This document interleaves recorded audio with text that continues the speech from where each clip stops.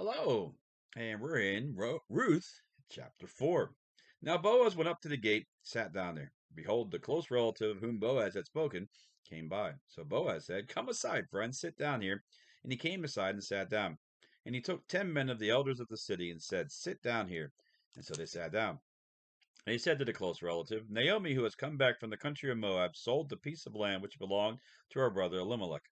And I thought to inform you, saying, Buy it back in the presence of the inhabitants and the elders of my people.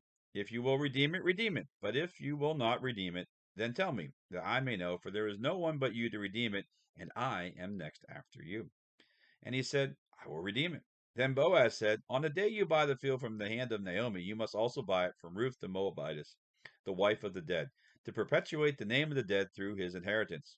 And the close relative said, I cannot redeem it for myself, lest I ruin my own inheritance. You redeem my right of redemption for yourself, for I cannot redeem it. Now it's interesting. We never know the name of the close relative. And this close relative missed the boat. Why? Because he thought, well, I don't want to be part of that Ruth, that foreigner person. No, no. But Boaz says, I don't. He thought it would ruin him, his ruin his reputation, his ruin his ability to make wealth. And Boaz says, Nah, I see Ruth as someone's going to add to my family. It's going to be amazing. What an amazing thing that is. That's how Jesus looks at you. He looks at you no matter what you think of yourself, no matter what anybody else thinks, as you're something amazing to be added to his family. Now, there was this custom in the former times in Israel concerning redeeming and exchanging to confirm anything. One man took off his sandal and gave it to the other. And this was a confirmation in Israel. Therefore, the close relative said to Boaz, Buy it for yourself. So he took off his sandal.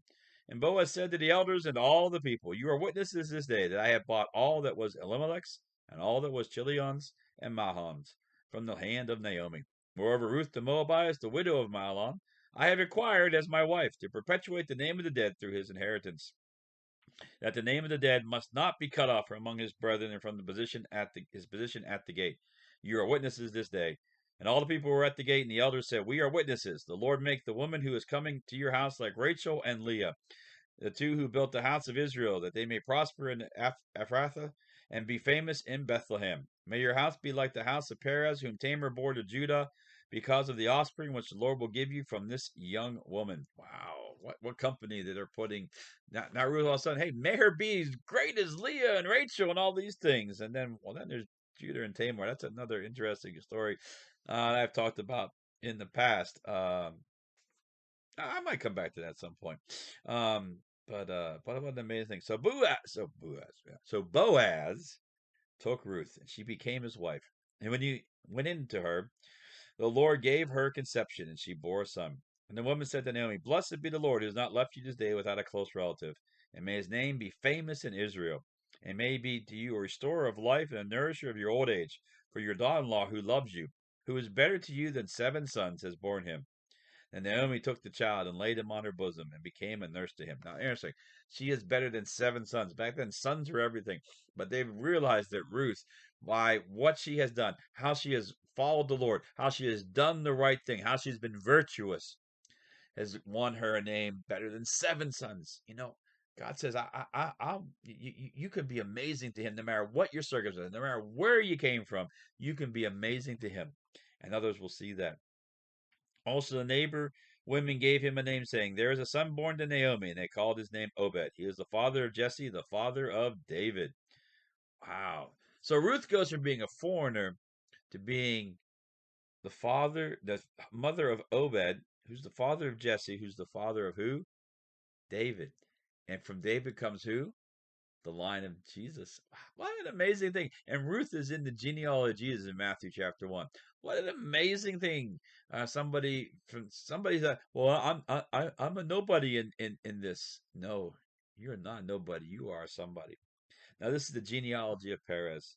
Perez begot Hezron. Hezron begot Ram. Ram begot Aminadab. Aminadab begot Nahshon. Nahshon begot Salmon. Salmon begot Boaz. And Boaz begat Obed. Obed begat Jesse. And Jesse begot David. One thing here is Salmon. Interesting. Go look at Salmon. Who does he marry? He also marries outside of Israel. He goes back, and you know who he marries? He marries from Jericho. He marries Rahab. There we go. I had a brain fart for a second. He marries Rahab, who's from the conquered lands, who also is part of Jesus' genealogy. You find out later in Hebrews chapter 11, she's in the hall of faith and she's not even an Israelite, meaning you can do so many things because Jesus says so. Because it doesn't matter what anybody thinks, doesn't matter how you were born, who you were born to, doesn't matter any of that because Jesus thinks you're amazing. So remember, as always, that Jesus loves you. I love you, and you are absolutely awesome.